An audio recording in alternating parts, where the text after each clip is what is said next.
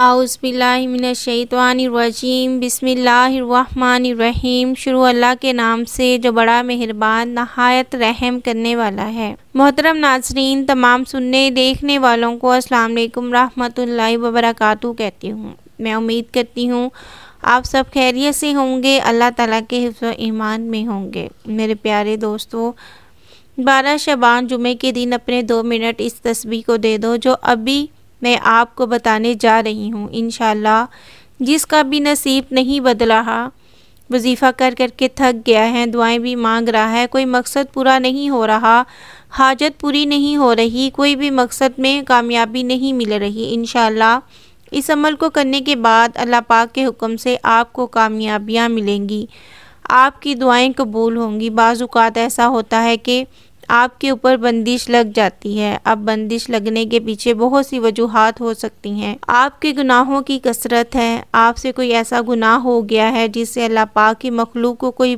तकलीफ़ पहुंची है, आपने किसी का दिल दुखाया है, ये भी एक वजह हो सकती है। हो सकता है आपने किसी का दिल दुखाया हो। याद कीजिए, अगर आपने कोई ऐसा काम किया है तो आपको अस्त करनी चाहिए। इसके बाद अक्सर कुछ लोग नज़र भी लगा देते हैं, कुछ लोग हसद करते हैं, आपसे जलते हैं, आपके माल से जलते हैं, आपकी खूबसूरती से जलते हैं, आपके बच्चों से जलते हैं, आपके घर से जलते हैं।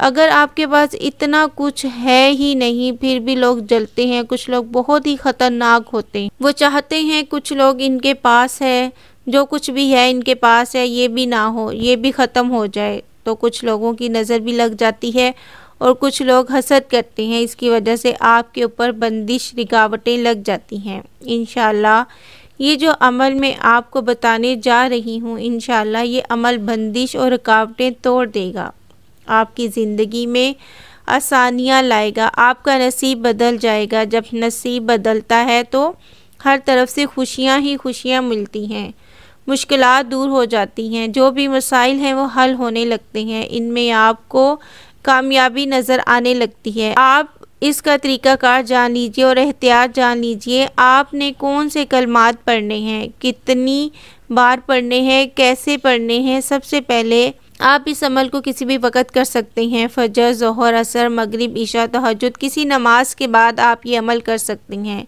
या आप नमाज के बाद नहीं करना चाह रहे, जब भी आपको वक़्त मिलता है आप इस अमल को कर सकते हैं, इसमें कोई पाबंदी नहीं है। वैसे ये माह शबान बरकतों वाला महीना है, इससे अगला महीना रमज़ान का महीना है। जब भी आप इस वीडियो को देख रहे हों आप इस अमल को कर सकते हैं, इसमें कोई पाबंदी नहीं है। इसके बाद अहम बातें आपके लिए जानना ज़रूरी हैं। आप इस अमल को पूरे यकीन के साथ करेंगे, पूरी तवज्जो के साथ करेंगे, आपका सारा ध्यान जो है वो अमल की तरफ होना चाहिए और आप शोर में इस अमल को नहीं करेंगे। जब कोई काम शोर में किया जाता है तो आपके जहन में तरह तरह की आवाज़ें लगती हैं, फिर आपके ख्यालात भटकते हैं, आपकी तवज्जो हट जाती है अमल से, फिर यकीन भी कम पड़ जाता है। जब यकीन कम पड़ जाए अमल असर नहीं करता, तो इसलिए आपने यकीन के साथ खामोशी में इस अमल को करना है। इसके बाद मर्द, औरत, बच्चा, बूढ़ा कोई भी इस अमल को कर सकता है, इस पर कोई पाबंदी नहीं है, हर कोई ये अमल कर सकता है। इसके अलावा औरतें इसको अपने ख़ास आयाम में भी कर सकती हैं, इसमें भी कोई पाबंदी नहीं है। इसके अलावा इस अमल को आप बेड पर, कुर्सी पर, चारपाई, मसल्ले के ऊपर कहीं भी बैठकर आप ये अमल कर सकते हैं, इसमें भी कोई पाबंदी नहीं है। इसके बाद अगर आप पहले कोई तस्बीह करते हैं, कोई वजीफ़ा करते हैं, इसके बाद भी इस अमल को किया जा सकता है, इसमें कोई पाबंदी नहीं है। आपने वहम में डल नहीं जाना कि एक वजीफ़े के बाद दूसरा वजीफ़ा करने से पता नहीं कोई नुकसान ना हो जाए, ऐसा कुछ नहीं होता। एक दिन में आप जितने भी वज़ाइफ करते हैं इससे फ़ायदा ही फ़ायदा है, कामयाबियाँ ही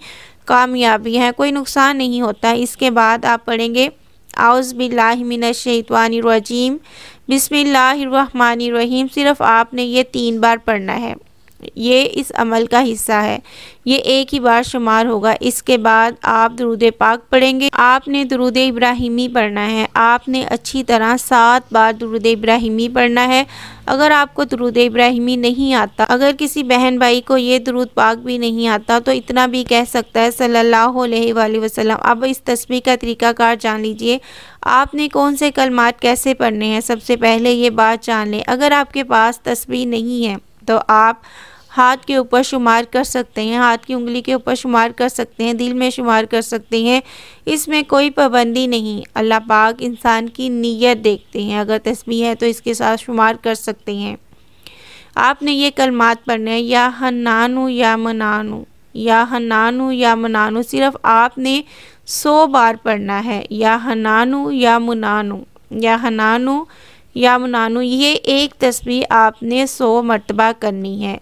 सबसे पहले आपने औज़ुबिल्लाहि मिनश्शैतानिर्रजीम बिस्मिल्लाहिर्रहमानिर्रहीम 3 मरतबा पढ़ना है। फिर उसके बाद आपने दुरूद पाक 7 मरतबा पढ़ना है। फिर उसके बाद आपने एक तस्बीह या हन्नानु या मुनानु की करनी है।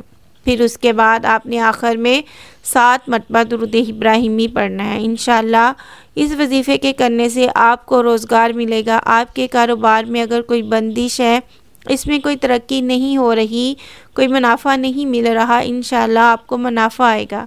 आपको कारोबार में तरक्की और कामयाबियाँ मिलेंगी। इंशाअल्लाह हर मुश्किल आपकी आसान हो जाएगी। जो भी आपकी ज़िंदगी में मुश्किल है वो दूर हो जाएगी। घरेलू परेशानियां हैं, औलाद की तरफ से परेशानियां हैं, कोई भी परेशानी हो सकती है।